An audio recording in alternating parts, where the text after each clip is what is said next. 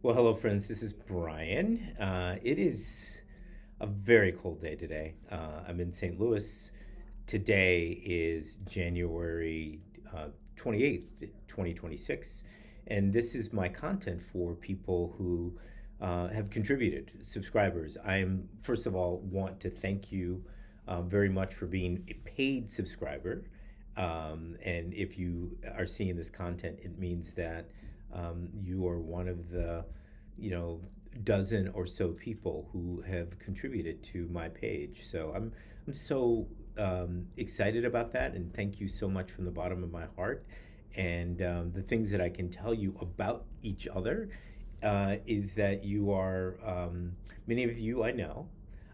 Many of you I've spent considerable amount of time with, and for those of you I don't know and haven't spent a lot of time with, I hope that maybe we can do that. That we can have some opportunities to chat and to talk. I'm just going to tell you a little bit about what I've been working on and thinking about, and this video is for you. It is not just to thank you, but it's also to tell you about where I am. So this is, can you see this? Nothing is more important than this day. It's Goethe. And it's backwards as I see it, but maybe it's forward as you see it. But I want to start there because nothing is more important than this day. When I think about this particular day in my life, in the life of the people that I love, they are not, they see what's happening around them. They are sometimes discouraged by what they see, but they're hopeful for a brighter future, especially as they see people coming together to do the things that people in free societies do and democracies do. They are really about each other. And I've been hopeful, I've been optimistic. I've really been thinking a lot about what that looks like in my writing. And if my writing is free, then I am free. That's what I believe. And even though I don't necessarily write about politics, I used to when I was a kid, loved writing about politics, particularly Democratic machine politics in Chicago. But as I got older, I realized that those players change, that they do fall away. They do, as in the case of Mayor Daley of Chicago, they have heart attacks and die.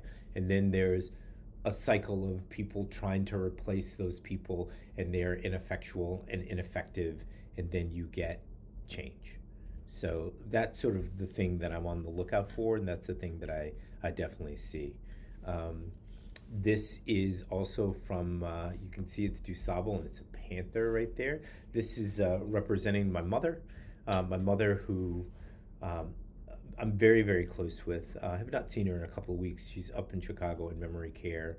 And one of the things that I can tell you that has made me happy over the years, there are two things that have made me happy. If you've had parents or people that you care about, or even yourself, because I know that some of you yourself have struggled with memory loss. The thing that I can tell you is community makes all the difference in the world. If you're alone, if you're isolated, it is not advantageous for you to be in that place, in that state.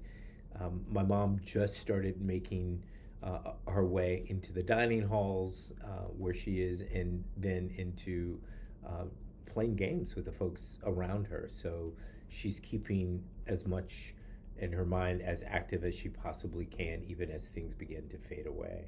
So I'm hoping that you, whether you are having issues with your own memory or not having issues with your own memory, that you are keeping something for yourself and that you are in community. So nothing more important to this day.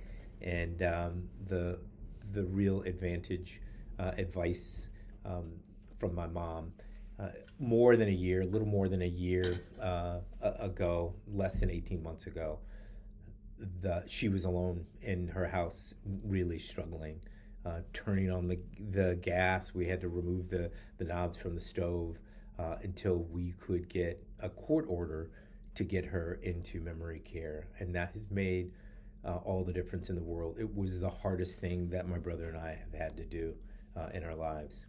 And this last thing, and I'm going to end on these two books. Um, this is, if you haven't read it, this is The Vanishing Moon by Joseph Colson and Of Song and Water by Joseph Colson.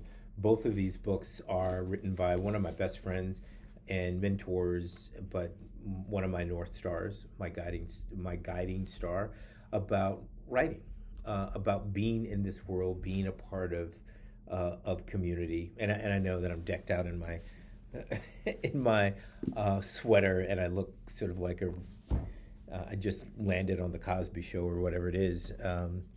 But it's the thing that I've been thinking about a lot is how do I put all of this into a place so that future generations can have something, that my heirs can have something to think about and to read about, to understand this time, and maybe even beyond my own generation. Maybe it's not that, because as I go through my grandfather's papers and my grandmother's papers and my mother's papers, I find myself wanting more. If you can, and this is really around the talk about memory, begin to leave those things for those people that you love. Make it easily findable for them, the things that matter to you. Could be a bunch of cards or letters, things that you've gotten from your own parents or grandparents or generations back that leave a trail of understanding for who you are and what the time you're in, what that represented. So that's what I can tell you for certain for right now. I want to thank you so much for everything that you do and everything that you are. Have a really great day. I'm so excited that we're on this journey of ANEW together. Take care.